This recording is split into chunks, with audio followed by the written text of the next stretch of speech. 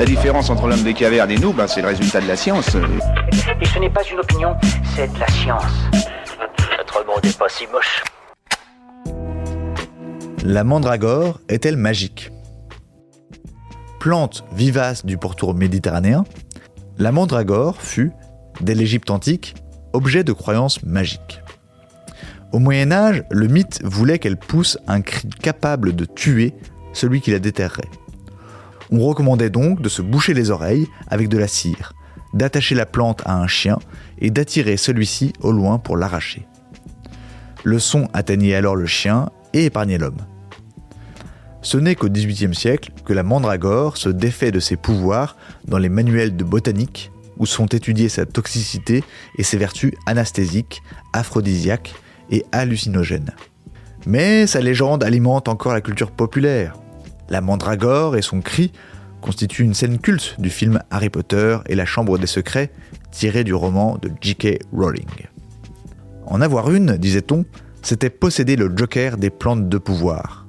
Cela à cause de la forme de ses racines, étrangement similaire à un corps humain muni de ses organes génitaux, parfois masculins, parfois féminins. Elle serait un puissant aphrodisiaque et a la réputation de soigner la stérilité. On prête à la mandragore de nombreuses capacités, rendre invisible, servir de sortilège et, à l'inverse, être un talisman contre la sorcellerie. Les démons ne pourraient demeurer dans un lieu où elle se trouve. On prétend aussi qu'elle fait se multiplier l'argent. Ainsi, en France, on croyait jadis qu'elle rendait le double de ce qu'elle avait reçu, qu'il s'agisse d'argent ou d'autres biens matériels. 2 écus d'or pour un, 2 écuelles de grains pour une. Il est dit aussi, dans de vieux manuscrits, que la mandragore porte chance dans les procès et la guerre, et qu'elle peut conjurer la malchance au jeu. Inutile quand même de chercher à la faire déterrer par un chien, vent dans le dos pour ne pas l'entendre crier. Néanmoins, pour les plus enthousiastes, il est possible d'acquérir de l'encens de mandragore dans les boutiques ésotériques. Il sert alors à invoquer les esprits et aurait la faculté de les faire apparaître la nuit dans sa fumée. Autre possibilité, baigner son corps complètement nu dans la fumée obtenue.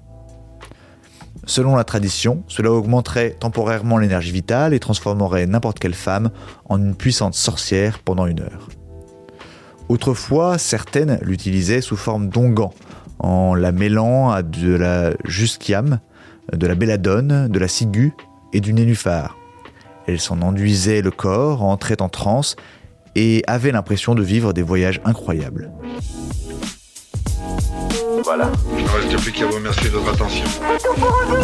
Au revoir.